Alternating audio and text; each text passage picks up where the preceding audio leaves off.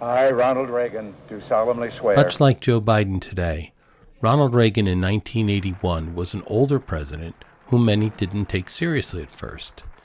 That changed in August of Mr. Reagan's first year, when the nation's air traffic controllers declared an illegal strike. I must tell those who failed to report for duty this morning, they are in violation of the law, and if they do not report for work within 48 hours, they have forfeited their jobs and will be terminated.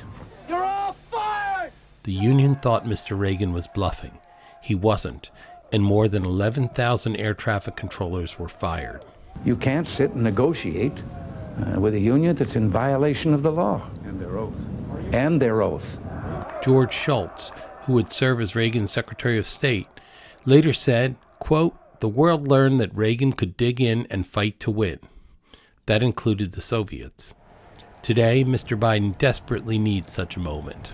We're much more aligned with our allies and partners now than we were a year ago on nearly every issue, including Russia's aggression toward Ukraine and its neighbors, Iran's nuclear program, and China's efforts to challenge the rules-based international order.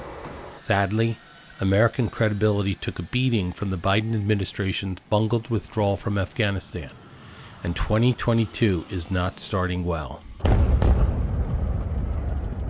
Just days before Israeli airstrikes on Hamas targets in the Gaza Strip, the 8th round of nuclear talks between the U.S., Iran, and those who supported the 2015 nuclear deal started up again in Vienna. The talks continue even as Iran is increasing its storage and enrichment of uranium, which brings it closer to a nuclear weapon. And just listen to Iran's rhetoric during the past weekend's commemoration of Qasem Soleimani. The Iranian general was killed in a U.S. drone strike 2 years ago under President Donald Trump. They will not be given an opportunity for peace. The revenge for the assassination will continue. Over in Beijing, meanwhile, President Xi Jinping used a New Year's address to tell his citizens that in less than 30 years, China will be the global leader.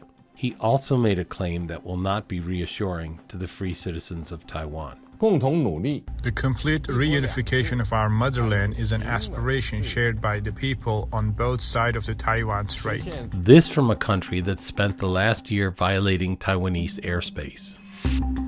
Finally, there's the ongoing standoff between Russia and Ukraine. Ukraine doesn't even have a seat at the table, and Russia is demanding that we guarantee that they never join NATO. Good to see you again. In December, two highly publicized phone calls took place between Vladimir Putin and Mr. Biden, and yet there are still no signs of de-escalation of Russian troops now massed on the Ukrainian border. I made it very clear. If in fact he invades Ukraine, there will be severe consequences. Put it this way, if you were Mr. Putin, Mr. Xi, or an Ayatollah in Iran, would you take President Biden's warnings about severe consequences seriously? This is the question Mr. Biden ought to be asking himself. And if he wants to restore his credibility, Iran is his best option. There are many ways to start, but helping the Israelis with any plans to carry out an effective strike is perhaps the most obvious. What America and the world do not need is a repeat of the broken Biden promises from last summer.